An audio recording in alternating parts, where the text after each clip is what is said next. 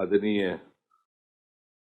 पंडित जवाहरलाल कौल पद्मश्री जी, बहादुर राय साहब, justice Kohli, madam Yadav,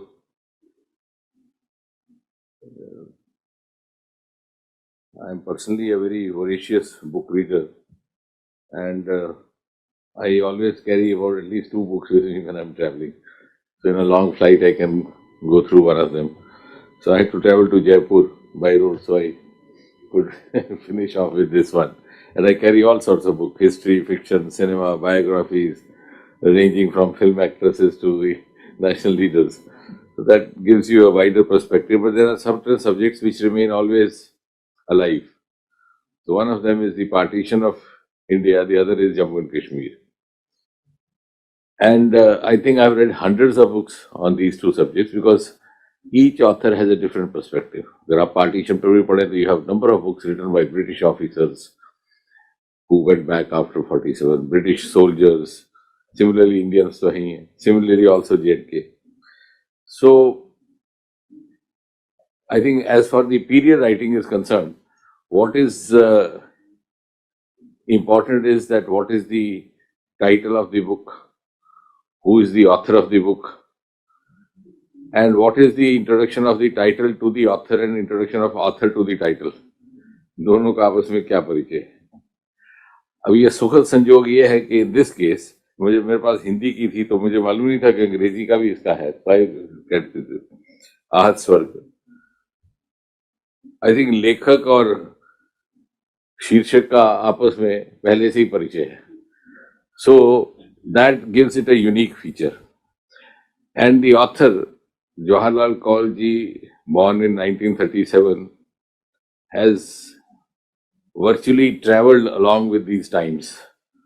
He has not only been a close witness to the recent history of Jammu and Kashmir in the context of India, both in the immediate pre-independence times, then during independence and after independence, but he's been part of the history, he's been observer of the history, and therefore he has a better opportunity to be a very close analyst, both men and matters.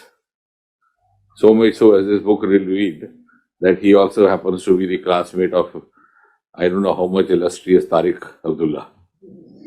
So, when I was going through this. और अब कश्मीर के बारे में, जम्मू कश्मीर के बारे में तो हम जब सब लोग जो यहाँ बैठे हैं, the learned audience, I think there are hardly any aspect that we haven't discussed threadbare from time to time. And many of us, most of us rather, at least in this room, are on the same page as far as our views are concerned. But just to pick up one or two things, इसके पन्ना number 213 पर एक आपका अध्याय है पीड़ित. उसमें एक जो इन्होंने किस्सा बयान किया, मुझे लगता है वो सारे जम्मू कश्मीर के इतिहास और उसकी मानसिकता को 2-4 वाक्यों में समेटता है.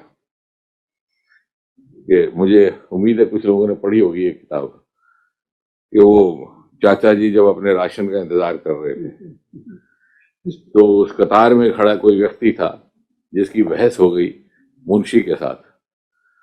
तो बहस जब आगे बढ़ने लगी, अब मालूम नहीं वो क्या इस बात को लेके थी, कोई लेन देन का था कि पैसे कम दिए कि ज्यादा दिए.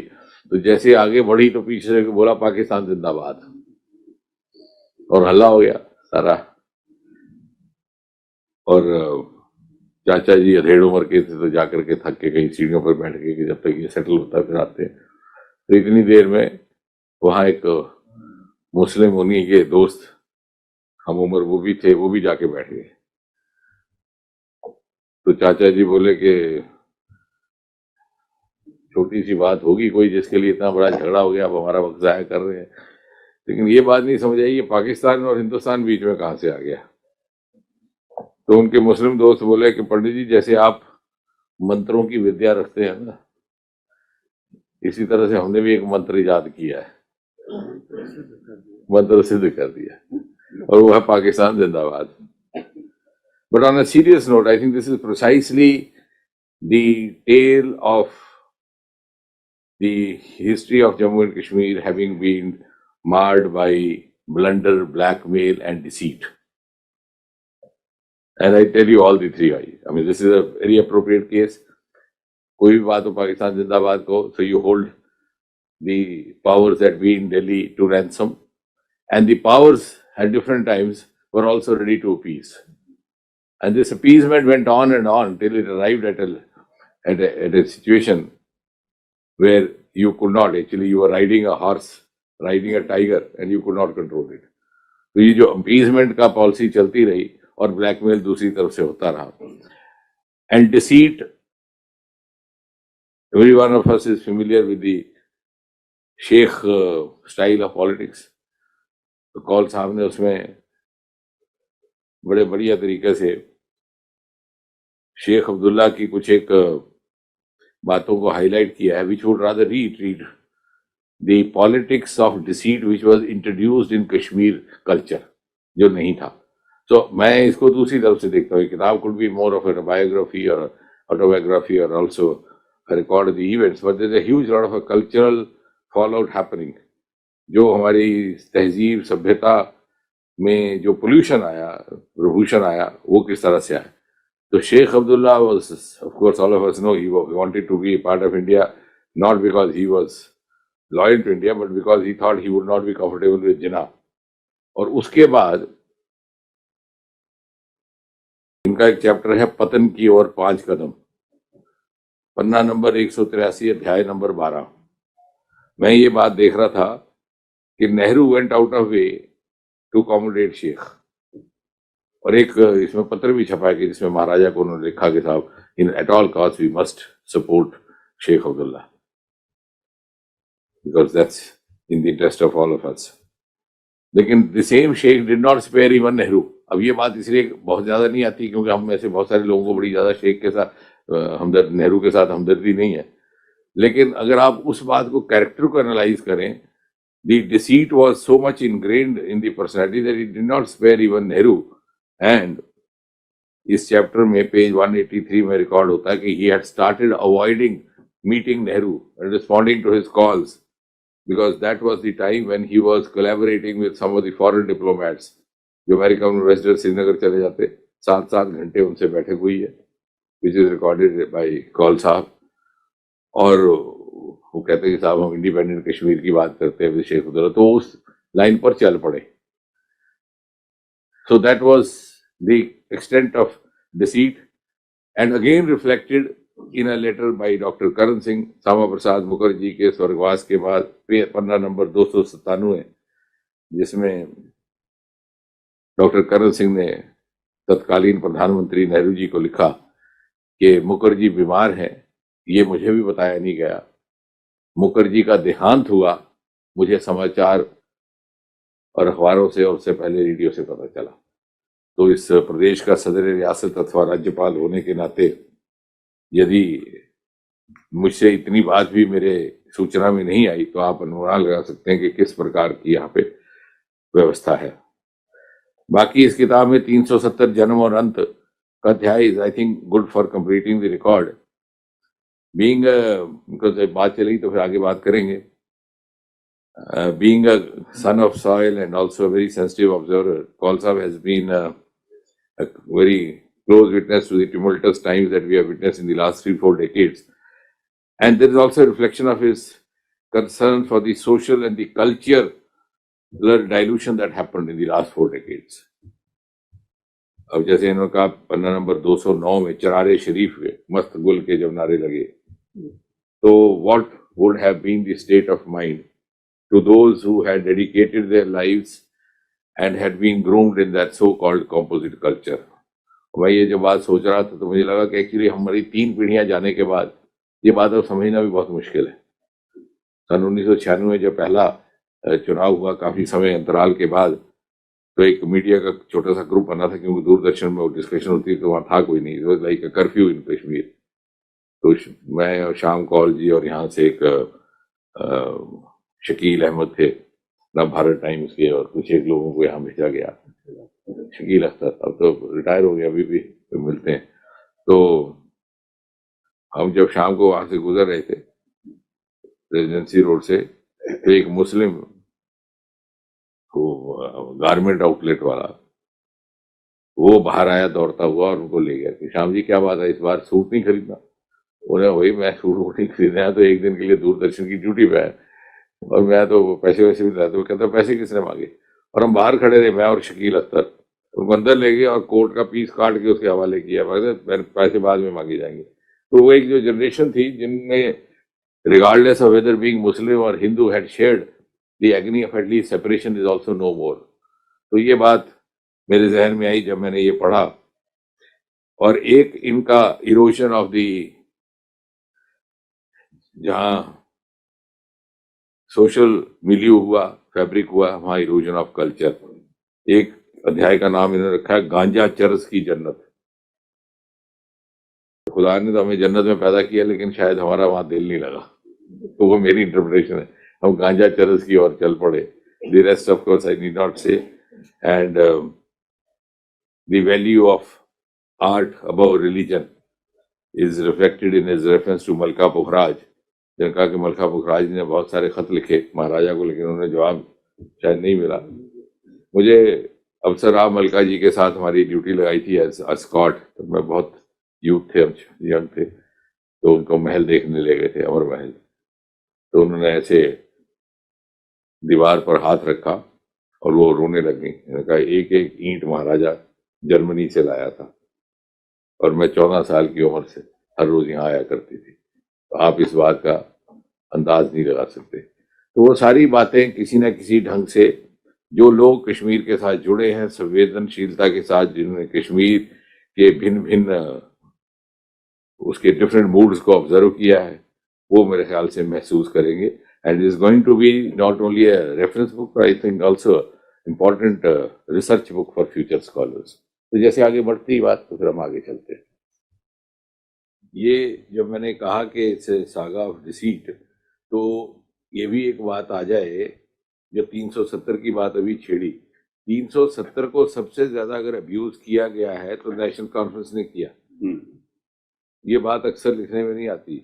The greatest abusers of 370 were those who were apparently the greatest protagonist. और उसकी एक केवल उदाहरण देंगे, क्योंकि फिर हमारी बात आगे नहीं बढ़ेगी।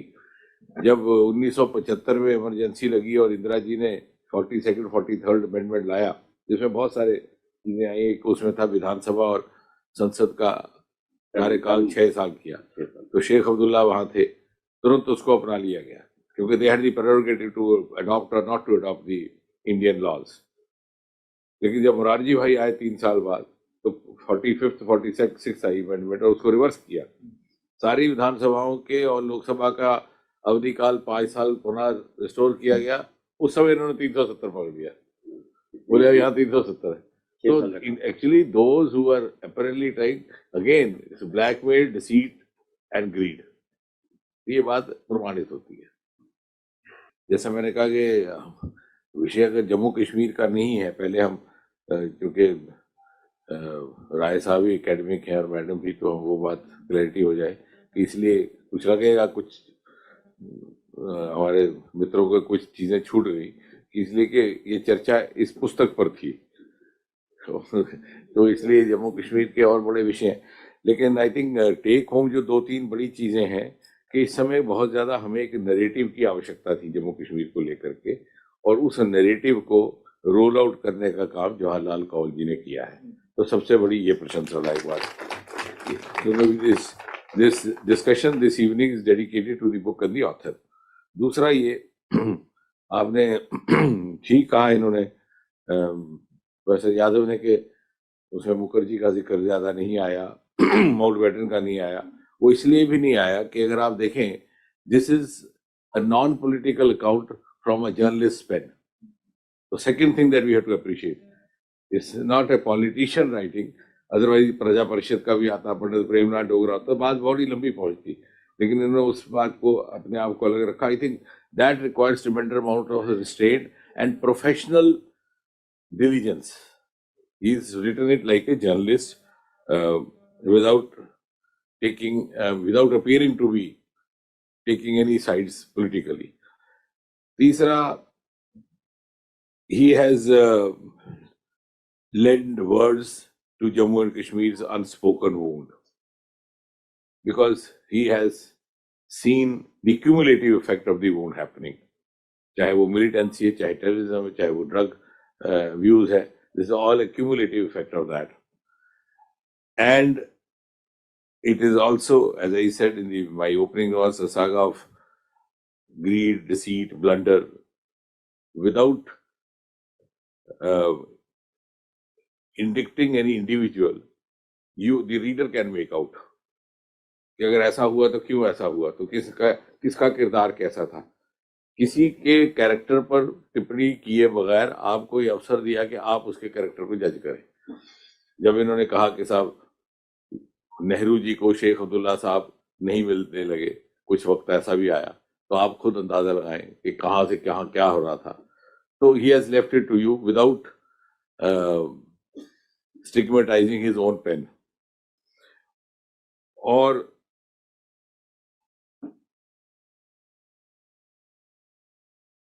आर्टिकल 370 की इन्होंने बहुत ज्यादा बात नहीं की, लेकिन उसका चूंकि एक रिकॉर्ड के लिए अंत और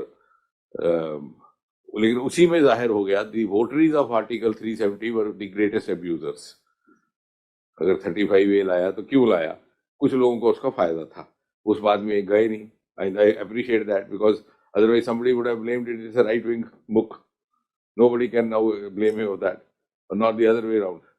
But you can judge why this was brought. He has left so many questions unanswered, so that you find the answers and draw your conclusions without attaching motives to the author. So that will maintain the credibility of the book and the author and the writings for a long time to come. आखिर में ये title इसका wounded Kashmir है, लेकिन जब हम इसको apparently पढ़ते हैं तो लगता है कि ये भी हुआ, वो भी हुआ, ये भी हो गया, जैसे मैडम भी कह रही थी नशाखोरी भी आ गई.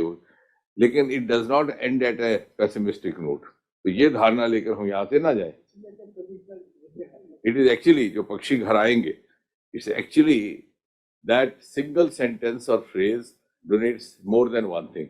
एक, now we are on way to resurgence. दूसरा, there is a word of caution to guard against such forces, against such factors which have inflicted this wound. Third, कि जब घर अब आएंगे तो पक्षी जो हमारे जो 2-3 पीढ़ियां बाहर चले गई, उनको भी एक आह्वान है. तो बिना बहुत कुछ कहे हुए एक छोटी सी इन्होंने एक्सप्रेशन में इतना सारा कह दिया. और मुझे लगता है कि बड़े लंबे समय से हमें जम्मू कश्मीर को लोग लेकर के एक ऐसा नैरेटिव सेट करने की आवश्यकता महसूस हो रही थी कि जो नॉन पॉलिटिकल भी हो, लेकिन which carries conviction with evidence with argument. वो काम करने का हमारे कौल साहब ने आज ये हमें एक दिशा दी है. तो उसके लिए मुझे लगता है इनका हमें आभार भी प्रकट करना है और इनकी प्रशंसा भी करनी है.